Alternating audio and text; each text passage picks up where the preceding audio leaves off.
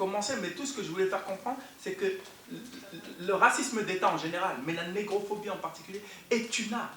Et donc, je disais que je pense qu'il faut regarder avec beaucoup plus de paramètres la question de ce qui a été appelé le racisme entre nous, etc. C'est qu'on crée les conditions de notre extrême précarité. Toute personne qui est, enfoncée dans une extrême précarité perd de sa raison. Perd de sa raison. Si tu as très très faim, tu vas perdre de ta raison. Si tu as, et c'est dans ces conditions qu'on nous met, ces conditions d'insécurité, d'incertitude, de ne pas savoir où on se trouvera demain, etc., les gens vont effectivement penser en Sénégalais, en Ivoirien, mais quand maintenant il va falloir chercher les papiers, on peut en prendre que 3, ils éviteront même de penser en Sénégalais. Et c'est-à-dire c'est une règle du jeu qui est déjà préétablie, qui est faite pour nous, pour travailler notre division. C'est un tamis qui est déjà bien fait, parce en fait, ça crée les conditions de l'individualisme. J'ai vu, parce qu'on a travaillé avec plein de sans-papiers qui étaient dans des gymnases, etc. Quand ils arrivent, c'est ce qui se passe. Quand ils viennent, ils prennent les noms pour savoir qui était là. Il y en a qui viennent se rajouter, mais c'est normal, ils veulent survivre aussi. Et ce n'est pas une question d'honnêteté, ils ont le droit de survivre. Mais effectivement, les autres vont se dire c'est injuste, et on peut le comprendre, parce qu'à ce moment-là, c'est des conditions de survie. Mais ils font exprès, du début à la fin, pour créer ces conditions où on va commencer à s'entretuer.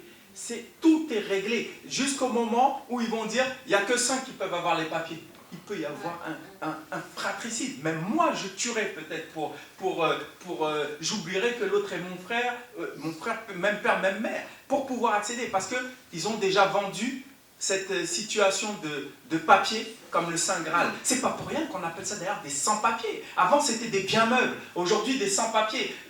Quand Mamadou Marega est mort, assassiné à Colombes par la police, de plein de coups de taser et sans doute d'autres coups, le journal a titré, parce que c'est des mots qui viennent hypnotiser et déconnecter la sensibilité, la raison. Ils ont dit un sans-papier est mort pour que ça n'alerte personne. Et on dit parce qu'il a violenté la police et que la police s'est défendue. Personne, normalement. Nous, on doit faire un effort parce que justement, on étudie ces questions pour comprendre qu'on ne connaît pas, mais on est obligé d'aller. Et on a organisé une manifestation avec d'autres groupes. Et là, les parents sont arrivés, se sont plus sentis seuls. Sa mère, c'est son seul fils qui venait de mourir.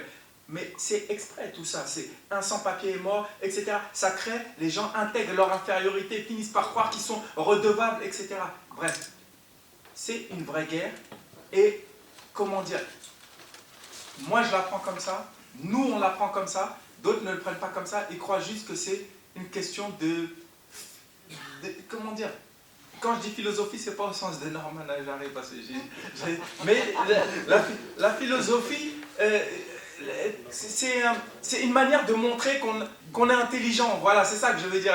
Une manière de se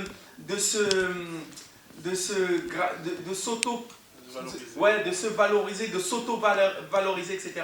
Mais si on comprenait qu'on risque vraiment nos vies dans ce jeu-là, on ne rigolerait pas comme ça. C'est une vraie résistance qu'il faut accomplir, une résistance d'ordre intellectuel, culturel, etc. D'autant que la négrophobie est sans doute le racisme le plus contagieux au monde qui se développe partout, jusqu'à ce que le noir lui-même puisse le reproduire tellement il veut être du côté du modèle de la réussite, etc. Je terminerai en disant que à la base, nous, quand on est né, on a accepté d'être appelé groupe antiraciste. Mais même groupe antiraciste, c'est le jeu miné du système qui donne l'impression que c'est une grandeur. Mais en fait, c'est petit, antiracisme. On accepte le terme antiracisme, mais on est un groupe décolonial. On est un groupe décolonial. C'est petit, l'antiracisme, dans le sens où le système a miné le truc, parce que tout le monde, même Marine Le Pen, même, j'aime pas dire des noms comme ça, parce que ça donne de l'importance et ça personnalise. Mais ce que je veux dire, c'est peut dire qu'elle est antiraciste, etc., mais que, néanmoins, les sans-papiers ou les trucs, où c'est pas normal, tout le monde peut se targuer de la couverture de l'antiracisme. Nous, on parle de décolonisation des esprits. décolonisation des territoires, décolonisation des corps, décolonisation des arts, des langues et tout ce qui s'ensuit. Et c'est en cela où c'est une vraie guerre. Et on n'est pas obligé de la mener arme à la main. On peut la mener en menant une résistance intellectuelle, culturelle, etc. Parce que autant nous sommes affaiblis parce que ce système est capable de nous programmer. Il faut comprendre que nos cerveaux, on a rentré de force et ensuite, de manière plus subtile, des logiciels qui nous donnent un sens fonctionnel qui va à l'encontre de nos intérêts et qui va dans le sens des intérêts de l'impérialisme.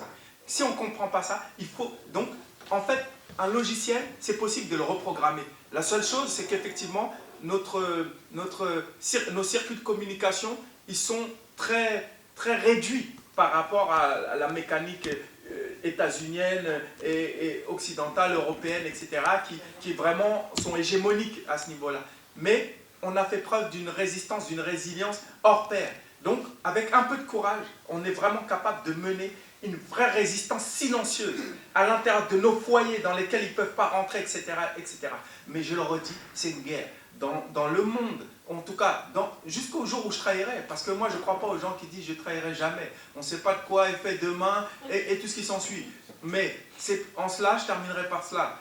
Dans ma conception des choses, j'aurais pu terminer par 1000 choses, mais c'est ce qui me vient en tête là dans l'impro, c'est la police, l'armée française, etc., ne peut pas être mon ami. Ce n'est pas une question comment dire, c'est pas dans un registre personnel, c'est que je comprends que c'est un outil, c'est le bras armé d'un pouvoir qui a tout intérêt à ce que je demeure colonisé, que je demeure infériorisé, que je demeure, etc., etc. C'est-à-dire qu'en tant qu'individu, l'individu qui porte la tenue, je peux peut-être discuter avec lui en tant qu'individu, mais il est l'exécutant d'un système, quel qu'il soit, qui ne me veut pas du bien. C'est comme ça que je vois la police, c'est comme ça que je vois l'armée, c'est comme ça que je vois presque d'ailleurs l'école de la République. Donc voilà ce que j'avais à dire et après échanger.